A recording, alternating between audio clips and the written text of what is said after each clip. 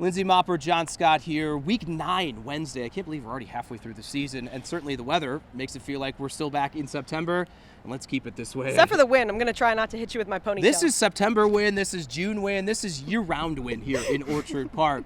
We'll just start with injury notes, Lindsay. Terrell Bernard, limited, back on the practice field. Curtis Samuel, also back on the practice field.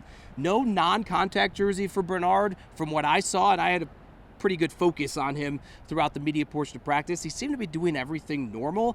Afterwards, spoke with him, said, hey, day by day, working it through here, but as things are trending and from what I saw, I expect him to be back out there on Sunday. I would think the same. And another interesting injury note from today, Sean McDermott, ahead of practice, saying that Amari Cooper would not be out at practice, and then come to our surprise, he's out there on the practice field during the open portion, of course, to the media. He was, listed with the wrist injury, as McDermott had said, but, that's something definitely to keep an eye on. His impact in just 2 weeks. He had one catch for 3 yards against the Seattle Seahawks, but Keon Coleman's popping off. Khalil Shakir continues to be great. That is a storyline that I think continues to build. It's not only the Amari Cooper factor, but it's how that disperses beyond just his production statistically. What have you heard from guys even like Josh Allen and others to make you think the Amari Cooper addition is far greater than just one individual player? Well, right. I mean, this was a topic that we said before he even was implemented into the offense, that it's not only what he's going to do with Josh Allen, and of course we're going to see that relationship continue to grow, but it's kind of what he's bringing to the offense as a whole, right? When you don't have that number one guy that defenses are kind of focused on, then of course it's just going to be more difficult for everyone to create separation, get open, have those kinds of opportunities that Keon Coleman has been making. I know today you heard from him. Did he have anything specifically on Amari? Yeah, I mean, he is a man, amazingly, after what we saw in his introductory press conference. A few words all of a sudden. We've gotten midway through his rookie year, and the guy doesn't really want to talk much at all. Kind of matter of fact with a lot of things. Well, I've always had confidence. I'm not gaining confidence midway through. This is kind of how I always play. I'm always blocking, putting guys into the bench, not necessarily, or pointing at guys. I'm just having fun. But he can downplay it as much as he wants. As a young player, the more reps you get with a quarterback the caliber of Josh Allen, and we're starting to see the playmaking pop far more. And that's maybe you put some of that on just reps, maybe you put some of that on the addition of Amari Cooper, but it's encouraging, regardless of the reasons, to see Keon Coleman this early in his rookie season making plays. And Joe Brady, too, on Monday over Zoom, saying that he thinks that you're pretty much just seeing a guy who's getting more comfortable in this offense as well. So, yes, he's growing in all these different directions. You could say it's Amari Cooper. You could say he's getting more comfortable. But the most important thing is that he is certainly growing into this offense very nicely. The guy throwing Coleman and Cooper and Shakir, everyone the ball, is Josh Allen. And Lindsay really wants to make a point about something hilarious that she feels Josh Allen said here today. You are taking this and running away with it. Well, that's what I do. Used the word hilarious one time. I just thought it was a good little anecdote. Josh Allen was seen at the World Series last night. Game 4, okay, the Yankees won. You could say, or you could not say, it maybe is the reason that they won. I'm just kidding. But he was there. We didn't know who he was there with. Today he confirmed it was a little treat on him to take the quarterbacks. He said Mike White, huge Yankees guy.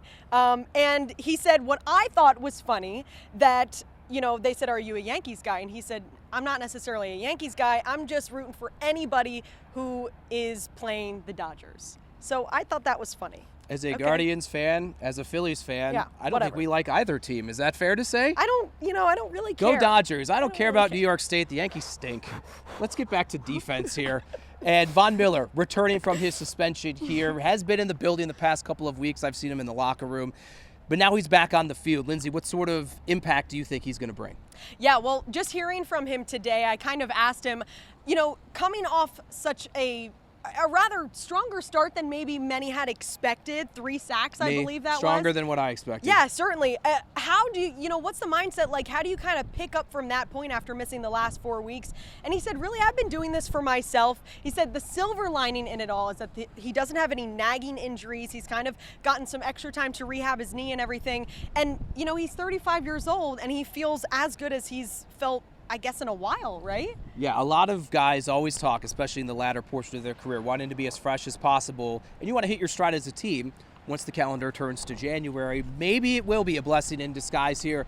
But Greg Rousseau, AJ Epinesa both saying, hey, you insert a guy like Von Miller, it only is going to make our collective pass rush better. A guy, though, I do want to point out, I think Dwan Smoot has been phenomenal, especially since the Miller suspension happened. I think he has slid in, and he's just getting more and more ferocious, and as Epinesa says, really provides a spark for the defense here. Any other defensive notes that you want to bring up here? I know Taylor Rapp spoke as well after practice. He did, but you know what? Josh Allen made a really good point, and I know this was a talking point the first time around when the Bills played the Dolphins down in Miami, but, kind of just talking about what does this Miami defense kind of know about you, and again, bringing up Jordan Poyer and kind of what he brings to their defense, knowing what this Bills team is all about, what the offense is all about. He said, he still brings a threat, I guess, to them and their game plan. Sean McDermott and others on the Bills defense noting, with Tua back just in one game, they can tell, even though they lost the Arizona Cardinals, the offense operating more like they were pre-Tua injury, which makes sense. Miami without Tua quarterback was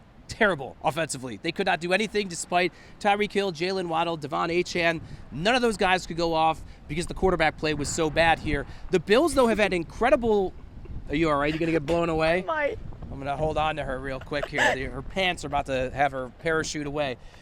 The defense, though, and the offense, the Bills have had great success against Miami. And, Lindsay, they're 3.5 games back. They're 3 games back in the loss column.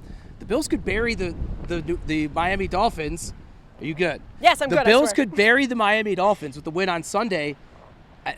This is it's not a make or break game for the Bills, but it certainly may be for Miami. Yeah, and when you ask, Sean McDermott, Josh Allen, ask any of them about that, they're going to brush it off. Sean McDermott saying today, he kind of, after being asked the question, what is that like? You're 4 games ahead.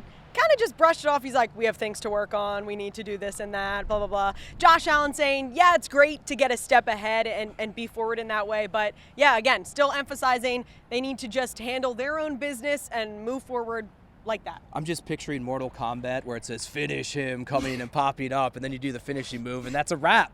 And the Bills, I think, could do that for Miami. One quick note I just want to add. I asked Sean McDermott about the penalties.